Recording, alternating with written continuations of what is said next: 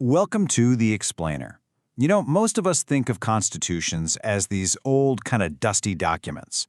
But what if you had to write one from scratch? For today, we're about to deconstruct a modern blueprint for a nation, one designed specifically for a society that's trying to heal from conflict. I mean, really think about it. It's one of the most difficult questions a society can face. Today, we're digging into a fascinating potential answer. A draft constitution that doesn't just list ideals, but actually tries to engineer peace through a really precise step-by-step plan. All right, let's dive into Section 1, a blueprint for a state. So the document we're looking at is a draft constitution for a proposed state of Tamil Eelam. But what's really crucial here isn't just what it is, it's how it's put together. This isn't some abstract list of laws, no.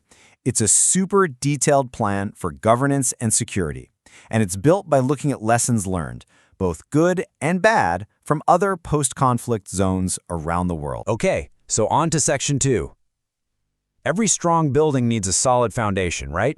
Let's look at the core principles this whole thing is built on. And here it is, from Article 1, the very first sentence. It's such a powerful opening statement. It sets the entire tone for everything that follows, establishing that universal human dignity is the absolute, non-negotiable starting point. Now, what's so interesting is that these principles weren't just created in a vacuum. You can literally see their DNA. The language on equality and dignity, it really echoes South Africa's post-apartheid constitution. The focus on diversity as a strength has shades of what Kosovo did.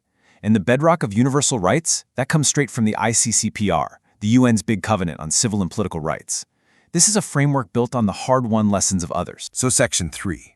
We've got the foundation, now we erect the pillars that are going to hold up the entire society.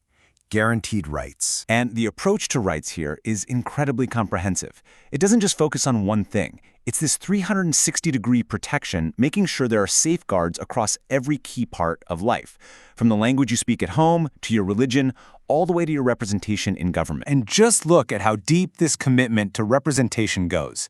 Step 1 is what you might expect. Your legislature is based on population. But then, and this is key, it doesn't stop there. It goes to Step 2, the judiciary.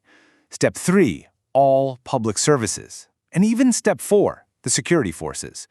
The whole idea is to bake fairness right into the machinery of the state itself. Let's move on to Section 4, and this is one of the most sensitive parts of any post-conflict plan. Reimagining national security. So what you're seeing here is a fundamental shift in purpose. It's a move away from that traditional centralized force that exists to protect the state, and it moves toward a modern force that actually represents all communities, one that's focused on human rights and, crucially, is accountable to the people it serves. And these aren't just vague promises. They are specific, hard and fast rules designed to prevent past abuses from ever happening again.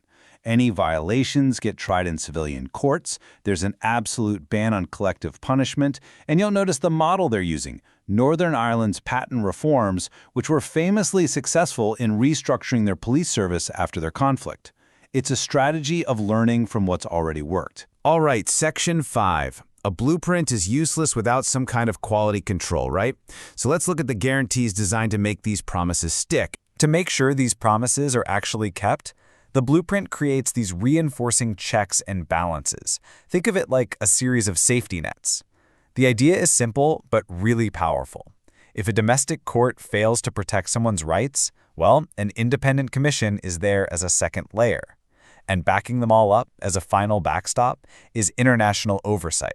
Now, this timeline is so important because it shows a commitment to immediate, tangible action. It's inspired by plans that were used in places like Bosnia, and it sets out these clear goals and deadlines right from day one.